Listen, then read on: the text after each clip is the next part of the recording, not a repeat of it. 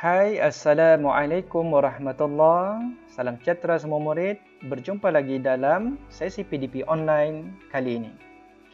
Untuk hari ini kita akan sambung subtopik yang kedua, pengurusan kredit dan hutang.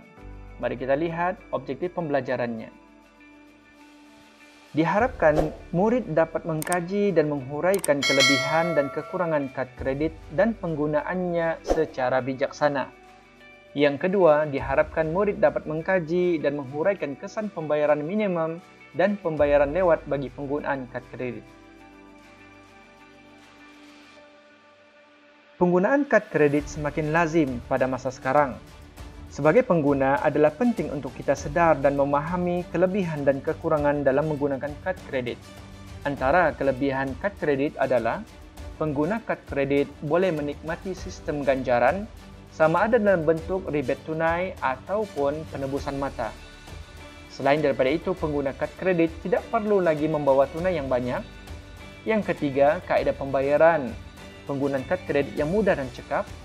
Dan yang terakhir, antara kelebihan kad kredit adalah kemudahan membeli barangan dan perkhidmatan atas talian. Kita lihat pula kekurangan kad kredit. Penggunaan kad kredit dibebankan dengan pelbagai charge seperti yuran tahunan, caj keuangan, caj faedah pendahuluan wang tunai dan juga bayaran lewat. Penggunaan kad kredit juga akan menyebabkan pengguna berbelanja lebih daripada yang sepatutnya. Dan yang terakhir, sesetengah kedai tidak menerima pembayaran melalui kad kredit. Akan tetapi, bukan semua individu layak untuk memiliki kad kredit. Terdapat beberapa syarat yang perlu dipatuhi oleh seseorang pemohon. Antaranya adalah umur pemohon hendaklah 21 tahun ke atas dengan berpendapatan minimum 24,000 setahun dengan syarat yang tertentu. Dan yang terakhir, perlu mempunyai penyata slip gaji atau dokumen sokongan sebelum membuat permohonan kad kredit. Pengguna kad kredit perlu mematuhi tanggungjawab sebagai seorang pengguna kad kredit apabila menandatangani borang permohonan kad kredit. Yang pertama, pemohon hendaklah menandatangani kad kredit sebaik sahaja menerimanya dan perlu menyimpan kad kredit dalam dompet supaya mudah sedar sekiranya hilang. Yang kedua, tidak memberikan butiran-butiran kad kredit kepada orang yang tidak dikenali. Yang ketiga, menghafal nombor PIN dan tidak mencatatkannya pada bahagian kad. Yang keempat, pengguna kad kredit perlu sentiasa menyemak setiap urus niaga dalam penyata kad kredit yang diterima setiap hujung bulan. Mari kita lihat imbas kembali antara key point ataupun kata kunci yang penting yang perlu difahami dan dihafal oleh murid berkenaan kelebihan dan kekurangan penggunaan kad kredit. Yang pertama adalah kelebihannya berkenaan mata ganjaran dan penebusan mata. Kelebihannya juga tidak perlu membawa wang tunai yang banyak. Kaedah pembayaran yang mudah dan cekap dan juga memudahkan berbelanja secara online. Itu kelebihannya. Kita lihat pula kata kunci berkenaan kekurangan penggunaan kad kredit. Pelbagai charge, perbelanjaan yang tidak terkawal, dan yang ketiga, tidak semua kedai yang menawarkan ataupun yang menerima pembayaran melalui kad kredit. Apakah yang anda faham tentang kesan pembayaran minimum dan pembayaran lewat bagi penggunaan kad kredit? Pemilik kad kredit akan menerima satu penyata keuangan untuk kad kredit setiap bulan. Dalam penyata tersebut terdapat butiran seperti had kredit, tarikh penyata, jumlah terkini, jumlah bayaran minimum dan juga jenis-jenis charge dan sebagainya.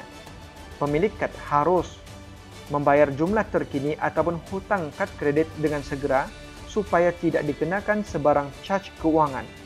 Tetapi bank memberikan kelonggaran dengan membenarkan pengguna membayar dalam tempoh yang disebut sebagai tempoh tanpa faedah.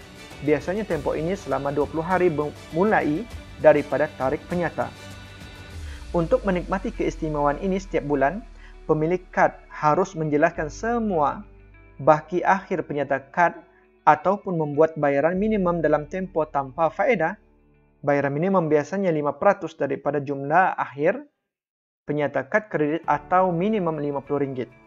Jika masih terdapat baki dalam jumlah terkini selepas tempo tamat tanpa faedah, caj kewangan akan dikenakan berupa faedah, iaitu dikenakan ke atas baki tersebut dalam kadar harian. Kebanyakan bank mengenakan bayaran faedah tahunan di antara 15 hingga 18%.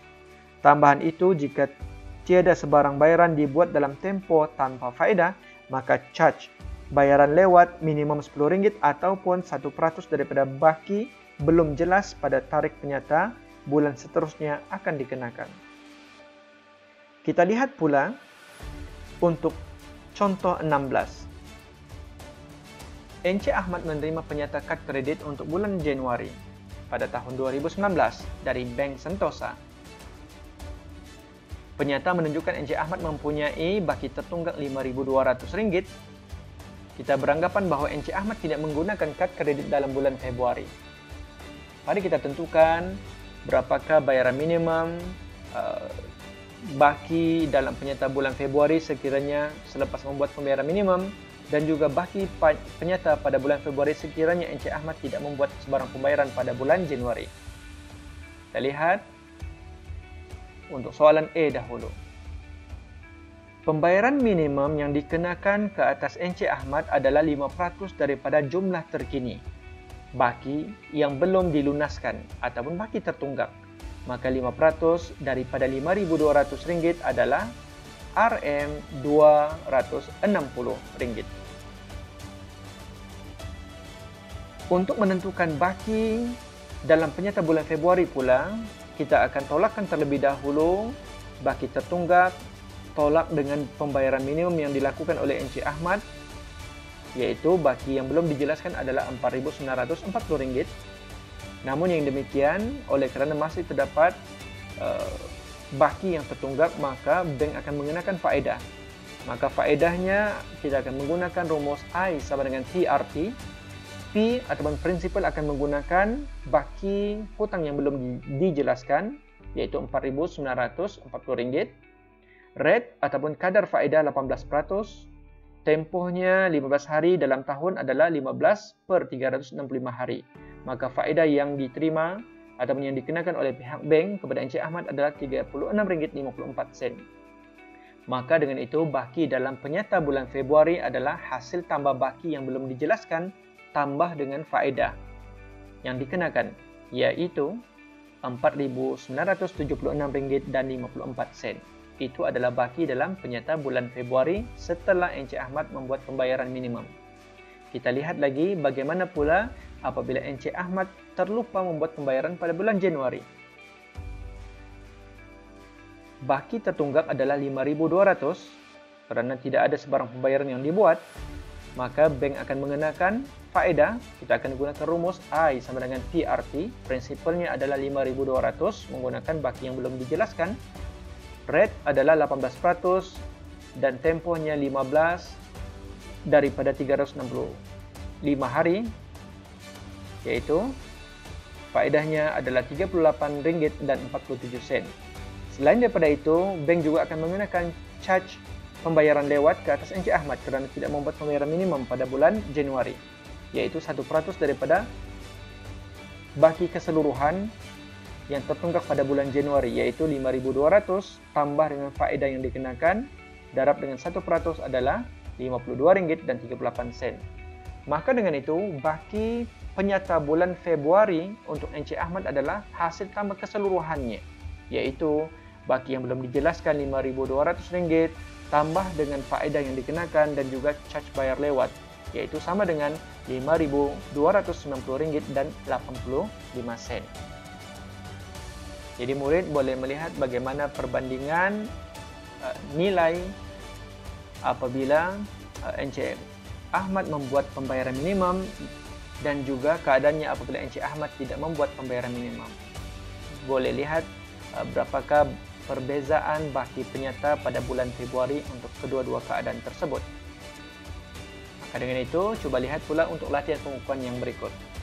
Soalan ini sama dengan soalan contoh 16, cuma cikgu ubah beberapa fakta penting dalam soalan, iaitu Encik Ahmad kepada Puan Fatimah, penggunaan kad kredit penyatanya pada bulan Mac 2020 dan juga baki tertunggak hutang adalah RM3,000. Maka cuba dapatkan jawapan bagi soalan A, B, C ini menggunakan kaedah yang sama dalam contoh 16. Jadi diharapkan murid pause video ini, buat catatan penting untuk soalannya dan boleh rewind balik videonya untuk melihat bagaimana jalan kerja untuk menyelesaikan soalan ini. Sila jawab soalan ini dalam buku latihan. Sekian saja untuk sesi PDP online pada kali ini. Sampai berjumpa lagi dalam sesi yang akan datang. Assalamualaikum warahmatullahi wabarakatuh dan terima kasih.